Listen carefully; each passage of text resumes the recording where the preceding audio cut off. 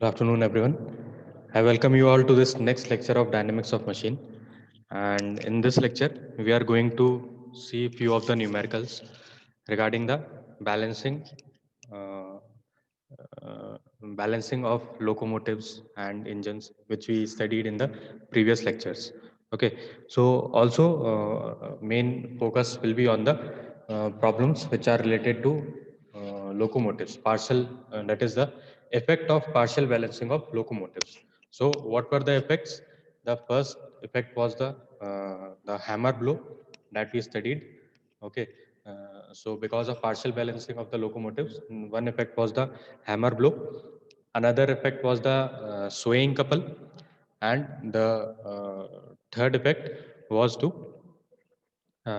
so two effects were because the unbalanced force was along the line of stroke, and one effect was because of the unbalanced force was perpendicular to the line of stroke.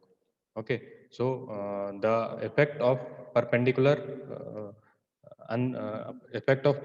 unbalanced force was the hammer blow, and the two effects of unbalanced force in the line of stroke was one was swaying couple, and another one was the variation in the tractive effort.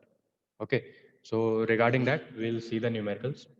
So the first numerical says that the three cranks of a three-cylinder locomotive are all on the same axle and are set at 120 degree to each other. So there are three crank and slider mechanisms in a three-cylinder locomotive. All right, and all of them are mounted and they are placed at 120 degree to each other. All right. Now the pitch of the cylinders is 1 meter, and the stroke of each piston is 0.6 meter. All right. So the pitch means maybe it is talking about the center line, from one center line to another center line, or from one end of the cylinder to the next end of the next cylinder. Okay. So they are 1 meter apart.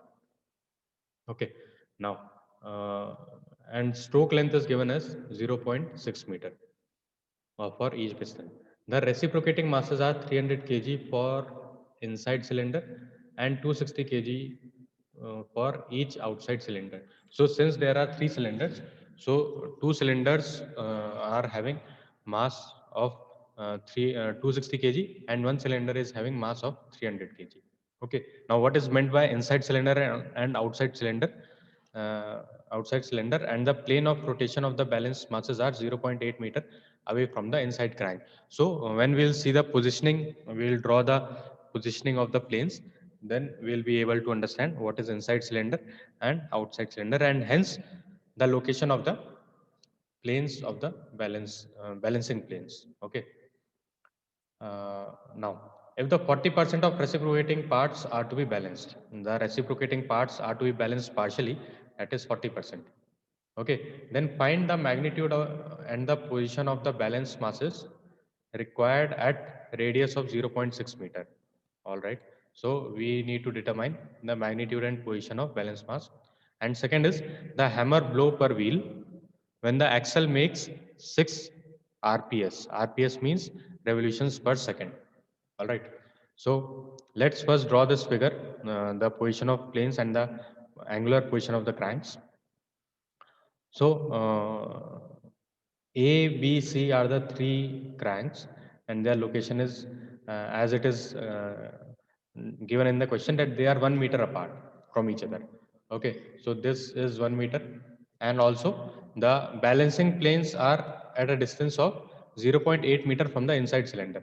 So inside cylinder means the middle uh, cylinder or the middle slider crank mechanism. So B is the middle slider crank mechanism as per this positioning, and 1 dash and 2 dash are the balancing uh, planes. Okay, and it is given that they are 0.8 meter apart from the middle cylinder. Okay, so they are 0.8 meters apart. Okay, now it is also we will draw this angular positions, and it is given that all are 120 degree apart from each other. Okay, so their angular positions with respect to each other are 120 degree. So this is mass A, this is mass B, and this is mass C. All right. Also, it is given that the stroke length is of 0.6 meter. So stroke length and crank radius, their relation between is one stroke length is equals to radius of the crank. Therefore, their radius is given as 0.3 meter for each radius of rotation. All right. Now angle AOB, BOC and COA is equals to 120 degree as per this figure B, that is position of cranks. LA, LB, LC are 0.6 meter. So LA, LB, LC, that is length of A, B, C are 0.6 meter. Or RA, RB, RC is equals to 0.3 meter. So as I told you that radius of crank is half the radius of length of stroke. All right. Now this M first is 300 kg and M inside this I is for M inside, that is for this B. Okay, and the slider crank mechanism at this plane B or position B. So Mi, mass of reciprocating part for this middle cylinder is 300 kg, and Mo, mass of reciprocating part of outside cylinders, outer cylinders, that is for cylinder A and cylinder C, it is 260 kg. C is 40% small c. Okay, and I hope you remember what is this small c as we discussed in the previous lectures. Or 0.4, 40% change to this numerical value 0.4. B1, B2 is 0.6 meter as it is given in the question. Okay, and speed of this axle is 6 RPS. Okay, so it will become 37.7 radians per second. Now, since 40% of reciprocating mass are to be balanced, therefore the mass of reciprocating parts is equals to, we will multiply it by 0.4. Okay, so for outside cylinders, it will be 104 kg, and for the inside cylinder, it will be 120 kg. All right. Now, first thing that we have to find out is the magnitude and position of the balancing masses. Right. So let B1 and B2 be the magnitude of balancing mass in kg, and theta 1 and theta 2 be their angular positions. So B1 and B2 will be the magnitude, and theta 1, theta 2 will be their angular positions from crank A. So crank A is taken parallel to the x-axis, and from this reference we will measure mm, all the angles. Okay, so now this what the first thing that we have to do is magnitude, to find the magnitude and position of the balancing masses. So this we have already learned how to do this, right? So this is the case 4 of balancing of rotating masses, in which we will draw these two diagrams first, then we will draw the table of all the given data. Then the next step would be to draw the couple polygon, right? So couple polygon will be drawn, and the closing side of that couple polygon will be equated to one unknown. Okay, then after getting to know that unknown, we will go in the force column, we will draw the force polygon, and again closing side of the force polygon will give the uh, uh, all the required values. Okay, so these type of questions we have already done in our previous lectures. So let's just quickly go through them, all the steps. Okay, so first of all, we draw the position of the planes as shown in figure A and B. So we will draw this A and B. Then second step would be to select a reference plane. Okay, so we have as it is advised to take the reference plane as one of the balancing planes, right? So we will take this one plane 1 as reference plane, and again as per the sign convention, all the planes to the right side of this all the distances to the right side of this plane will be taken positive, and all the distances to this left, to its left, are taken as negative. All right. Then after doing this, we will draw the table. So let's see this table. All right. So the first column is of plane. Second column is the mass. Third is radius. Fourth is centrifugal force. That is which will be proportional to m into r. Right. Then distance from the reference plane, and then the couple. So we have 5 planes. That is A, B, C are the planes containing the slider crank mechanism, and 1 and 2 are the planes containing the balancing masses. All right. So its mass, it is also known to us, since we have to uh, balance only 40% of the mass, given mass as given in the question, that 40% of the reciprocating parts are to be balanced. Okay, so we'll take that much amount of mass only. All right. So this we will enter, then radius we already know, then centrifugal force would be m into r. So we'll be multiplying column number 2 and 3 and writing it in column number 4. Then distance from the reference plane. So those distances we can determine from this figure number A, that is position of planes. So that we will enter here, and last column, that is couple. So couple would be uh, this column number 4 multiplied by column number 6, we will get its value. And this minus sign, again this minus sign, we know that this plane A is to the left of the reference plane. Therefore, this is coming with the minus sign. So with these values, we will draw the couple polygon. Okay, and once we draw the couple polygon with a proper scale, we'll get this type of polygon. And so O dash A, see, it is taken in negative with negative sign. Okay, and its direction is OA. It should be to the rightwards, but since it is with negative sign, therefore we have taken it in the leftward direction. All right. Then A dash B dash is in the direction of OB. Then B dash C dash is in the direction of OC. Okay. Now we will close this polygon, and by joining C dash to O dash, and we will measure this and equate it with the this 0.96 B2. All right. And it comes out to be uh, 55. Uh, sorry, B2 comes out to be 57.5 kilograms. All right. Now, similarly, to determine the angular position, what we'll do, we'll plot this in the diagram. From couple polygon, the closing side, we'll draw a line parallel to C dash O dash from O to, from point O towards this B2. All right. So we'll obtain this position of B2, and also now we'll measure the angle. So we'll get the angle of this B2, that is balancing mass 2. All right. And its position is already known to us from the from the middle cylinder. Its position is 0.8 meter. All right. And now we know its angular position also with reference to this crank A. Okay. Now, similarly, now what we are going to do is we will use this column number 4 to draw the force polygon. This B2 is known to us, so we'll find out its value. All right. Now, we'll draw the force polygon, and the closing side of force polygon will be OC, and this OC will be, the length of this OC will be measured and equated to 0.6 B1. Okay, and from here we'll get the value of B1, and it comes out to be 57.5 kg.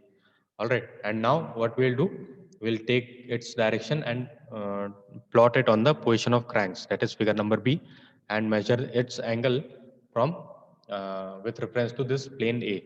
So we will get the value of theta 1. All right, and that theta 1 comes out to be 215 degree. Okay, so this is how we find out the magnitude of the balancing masses, and also the location of their planes with reference to plane A. Okay, so once this is done, now we will be calculating the hammer blow per wheel.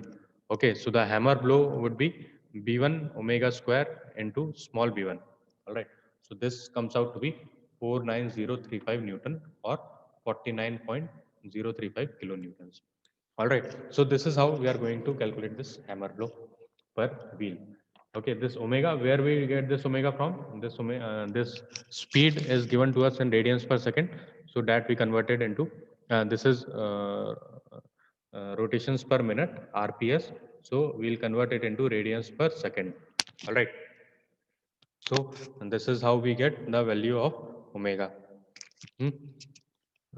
Now, so these were the two questions which are asked to us. So the first part of the question we already did in the previous classes. So it is pretty much clear to you how to do that. And the second thing, that is the hammer blow per wheel, we have calculated here.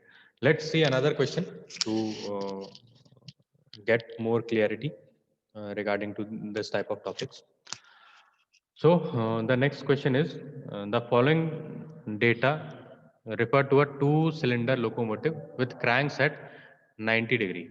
So in this question there are only two cylinders and both the cranks of both the cylinder are at 90 degree to each other. Now some data is given. Reciprocating mass per cylinder is 300 kg. So M is given to us. Crank radius as 0.3 meter. R is given to us. Driving wheel diameter is 1.8 meter. So the capital D or capital R is given to us. Distance between cylinder center lines is 0.65 meter. So distance between both the cylinders is given as 0.65 meter. Distance between the driving wheel central planes is 1.55 meter. So this is given to us. Now we have to determine these three things. The fraction of the reciprocating mass to be balanced, and if the hammer blow is not to exceed 46 kilonewton at 96.5 kilometer per hour. So this condition is given to us that the vehicle cannot move above 96.5 kilometer per hour. Okay, and this hammer blow, the value of hammer blow is not to exceed 46 kilonewton. So according to this limiting criteria is given to us. So according to this we have to determine the balance magnitude of the balancing mass. All right. Second thing that we have to know is the variation in tractive force, and the third thing is maximum swaying couple. So these three things we need to determine. So let's first write the given data. Given data is mass is equals to 300 kg, radius of rotation is 0.3 meter, and d that is diameter of the driving wheel is 1.8 meter, or radius is 0.9 meter. A is 0.65 meter. What is A? A is given over here. In the formulas, we saw the value of A, right? And the hammer blow is 46 kilonewton, and velocity is given to us. This is linear velocity, that is 96.5 kilometer per hour, and we'll change this to meters per second because all these values are in meters and kilograms and so on. All right. Now, first we have to find out the magnitude of the rotating reciprocating masses. So let's see be the fraction of reciprocating masses to be balanced, and B is equals to magnitude of the balancing masses placed at each of the driving wheel, okay, at radius p, small b. All right. So we know that the mass of reciprocating parts to be balanced, this we cannot balance it completely. We have to do the partial balancing.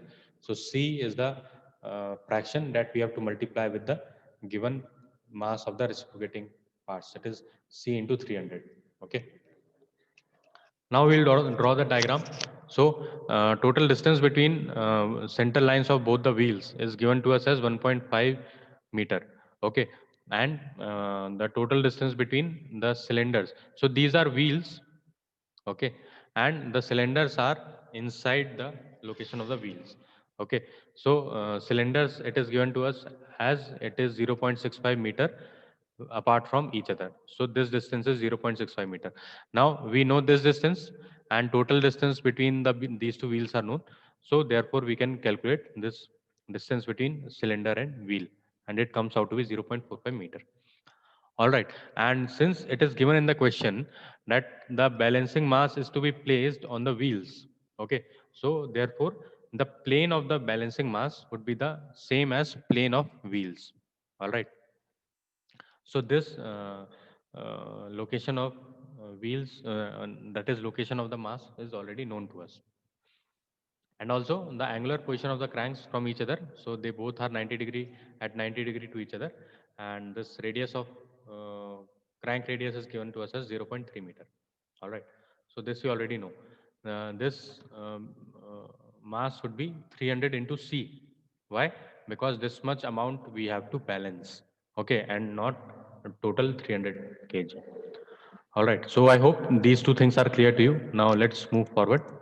We'll draw the position of the planes of wheel and cylinder are shown in figure A and B. This we already saw. And the position of crank is shown, assuming the plane A as the reference plane. With this plane A as the reference plane, we have drawn this table. All right. So again, we'll draw the table, put the respective values. So this mass is 300 C and 300 C, and equal balancing mass has to be placed. So both the balancing masses are taken as B, okay, instead of B1 and B2. And also the radius at which the balancing masses are placed are small b and small b. Therefore, those are taken equal. Then we'll take the force column, that is column number 2 multiplied by column number 3. And also distance from this plane, this we can measure from this diagram. All right. And then the couple. So the couple column will be this column number 4 multiplied by column number 5. All right. So this is what we get. Now what we'll do, we'll draw this couple polygon, and the closing side, we'll draw the couple polygon with reference to this B, diagram B, that is position of cranks. Okay. So first we'll draw this O dash B dash, then we will draw this B dash C dash. Okay. And the closing side would be equals to the unknown, that is 1.55 B into small b. Okay. So from this, we can calculate this value by measuring this. So 1.55 B into B, as you can see, this forms a right angle triangle. So we can use Pythagoras theorem. So this comes out to be B into B is equals to 69C. All right. And we know this angular speed omega is equals to linear speed upon the radius of the wheel. Okay. And this radius of the wheel is given to us as 0.9 meter. All right. So omega comes out to be 29.8 radians per second. Okay. Now the hammer blow, the value of hammer blow is given to us as 46 kilonewton. So the maximum amount of hammer blow can be equals to this only, and its formula is B omega square into small b, which is equals to m omega square r. All right. So from this, we can calculate the value of C, this small c. And once we know the value of this small c, we will get the value of this B into B. All right. So this is the amount of uh, balancing mass, that this is the amount, this C we have to put over here. Once we put this C in this place, we will get this total value, and once we place this value of C over here, we will get the value of both B, capital B, and small b. All right.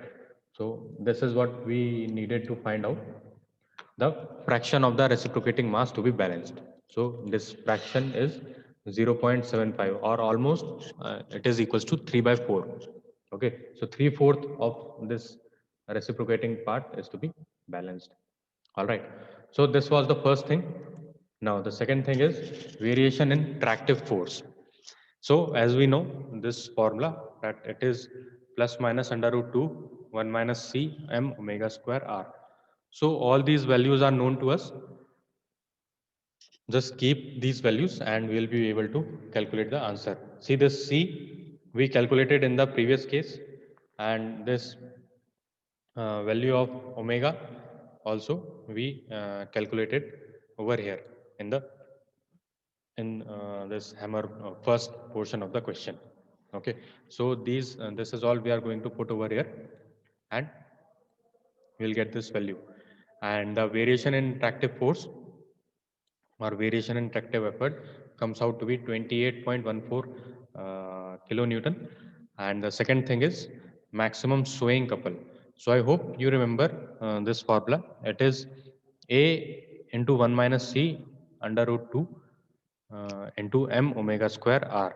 Okay. So we have all the values. This value of A is also given to us in the question. Okay. It is this A is 0.65 meter. All right. And what is this A? It is distance between the slender center lines. All right. So this is 0.65 meter. Okay. So how it is taken? it is taken like this, that this will be some here, it will be the center line, and we have to measure the distance from this center line. Okay, so the distance between the center line is 0.65 meter. And why do we need this? Because it is the value of swaying couple, and couple is nothing but force multiplied by distance. All right. So therefore, it is taken like this. So this A multiplied by 1 minus C under root 2 m omega square R. Okay. And once we keep all the values, so its value comes out to be 9.148 kilonewton meter.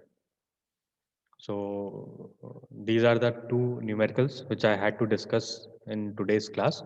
So we discussed how to handle the questions in which the effect of the partial balancing of locomotives are drawn. So what are the effects of partial balancing of locomotive? So the first effect was the hammer blow because of uh, vertical unbalanced force. Okay, and the other two effects were the unbalance in the direction of line of stroke. Those two effects were the variation in the tractive effort and the swaying couple. All right, so I hope this is clear to you. So this is where I will conclude my class for today. Thank you everyone for joining. Have a good day.